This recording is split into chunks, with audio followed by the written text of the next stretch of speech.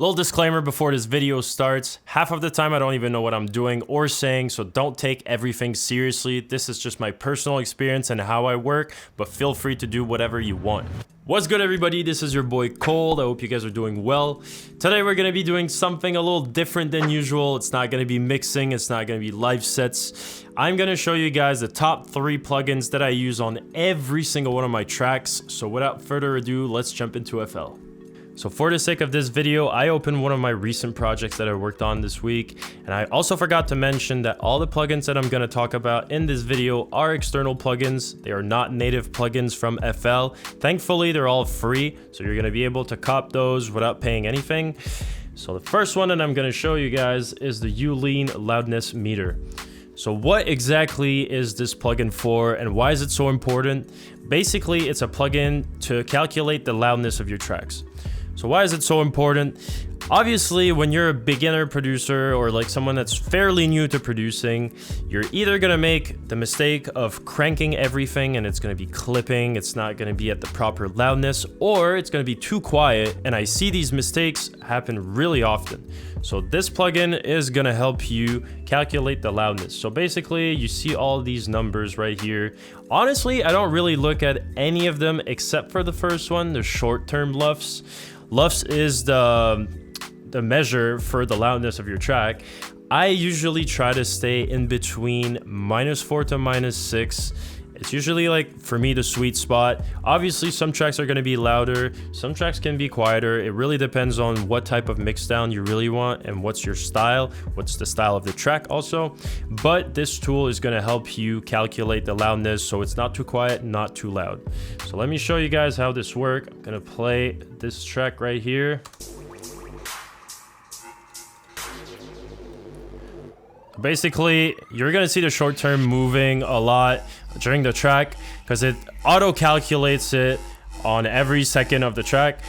Basically, you want to stay in between, like I said, -4 to -6. It's usually the loudness that works the best for me.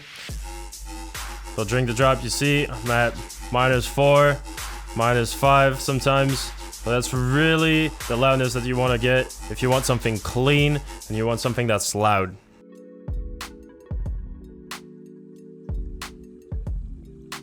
So the second plugin I'm going to talk about is Spam Plus. Spam Plus is another plugin that's going to help you with your mixdown and your master. It's a really great tool. So basically, it's a spectrum. You're going to see your frequencies from 20 Hertz to 20K Hertz.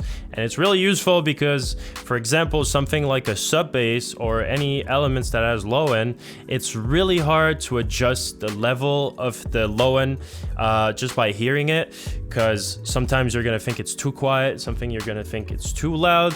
But the only right way to really check if it's at the proper level is with a spectrum.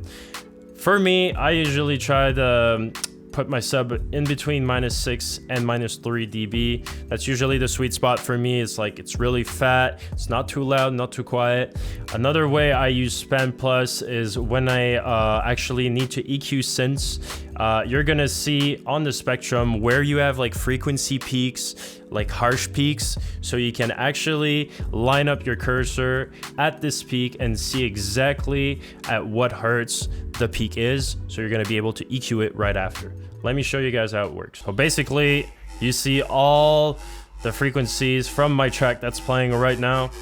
As you can see, my sub is usually in between -3, -6. Really depends on the track, but I usually stay at around this place. So this one is not fully yet mixed down. You can see here there's kind of a peak in frequencies at 868 Hertz. So this is going to be a peak that I'm going to EQ when I'm going to do the final mix down. So without this plugin, I wouldn't really know where the peak is, because sometimes you can't even hear it. You need to look at it. For the last plugin, it's going to be TDR Kotelnikov. TDR Kotelnikov is a compressor. It's a free one. It's a really good one. I use this one for my drums. I use this one for my synths, my sub. I pretty much use it for almost everything. So as you can see, when you open it, obviously there are some presets already made in the plugin. I don't really use them. I really tweak the compressor on exactly what I want. You have a threshold, peak crest, softening, ratio, attack, release, outgain, makeup. So all the things that you need for a proper compressor.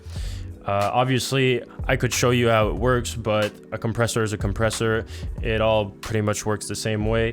I just find that this one is probably the best one in my opinion, as a free one, obviously.